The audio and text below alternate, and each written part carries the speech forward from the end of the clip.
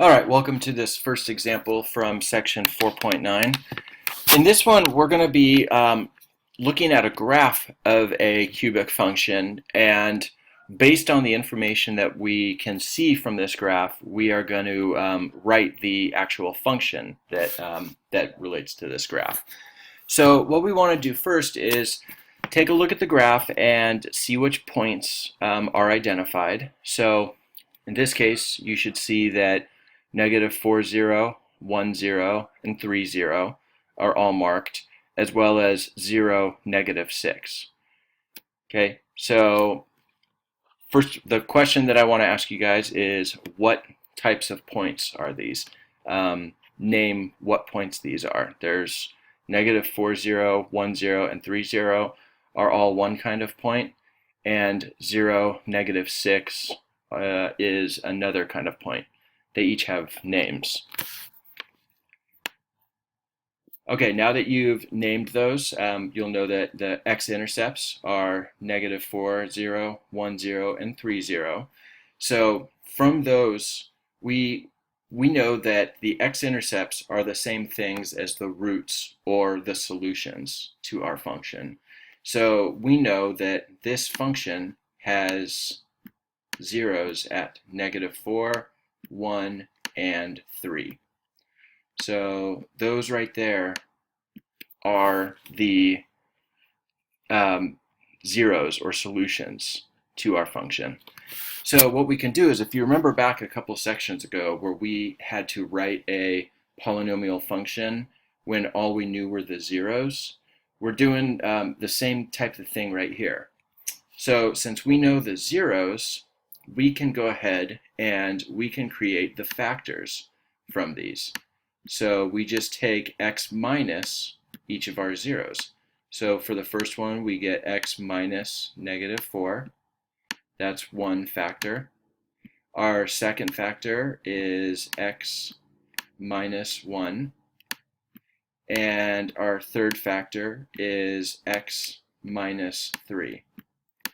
So we know that our polynomial function has to be some type of transformation of this right here.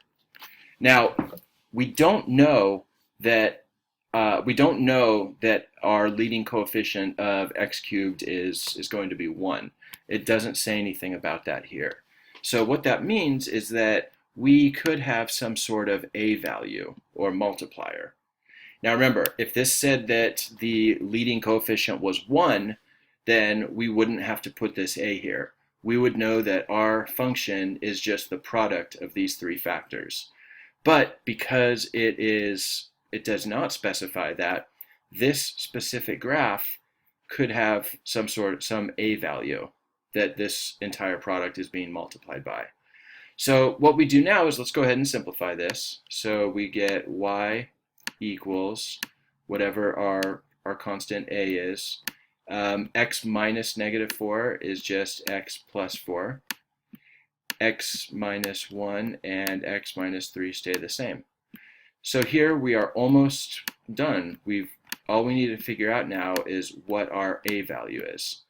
So in order to do this, we need to look at the other points on our graph. So the other point that we know, and you should have answered this earlier, we know our y-intercept. Now, we don't always have to know the y-intercept in order to get our a value. We just need to know another point on the graph. What we're going to do with that point, so the point that we know here is 0, negative 6. What we're going to do is we are just going to plug in these values for x and y into our function here so that we can solve for a. So we're going to get negative 6 for y, and that's going to equal a. And then for all three of our factors, we're just going to plug in 0. So we get 0 plus 4, we get 0 minus 1, and 0 minus 3. Okay, so now what we're going to do is we're going to go ahead and solve for a.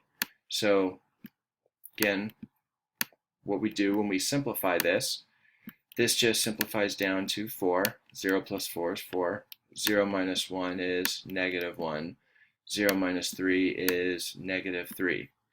And when we multiply those together, we get 4 times negative 1 is negative 4, times negative 3 is positive 12. So we get negative 6 equals 12a.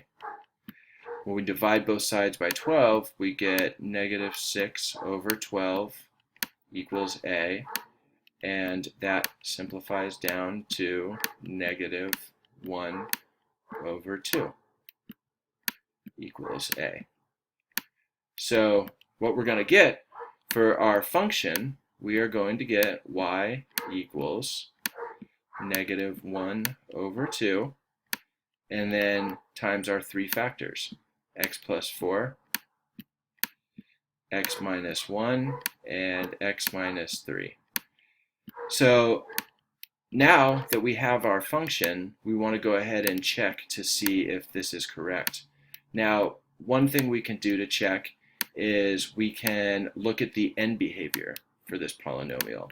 Does this a value match with what our end behavior is supposed to be?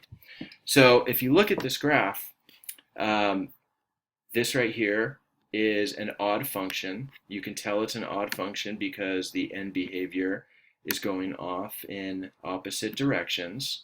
When you multiply our three factors together, you will get something to the third power. You will get x cubed. Okay, so the cubed function matches with the odd. Now, this right here has a negative slope. You can tell because as you look from left to right, it appears like your line is going down. As x approaches positive infinity, f of x is going to negative infinity. And on this side, as x approaches negative infinity, f of x is approaching positive infinity. And our a value is negative 1/2.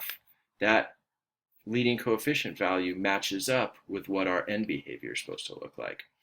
So you can tell that based on these points that we're given, we're able to get our three factors.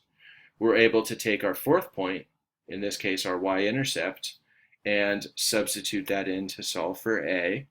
And then we can check to see if the sign of our leading coefficient matches up with what our end behavior looks like.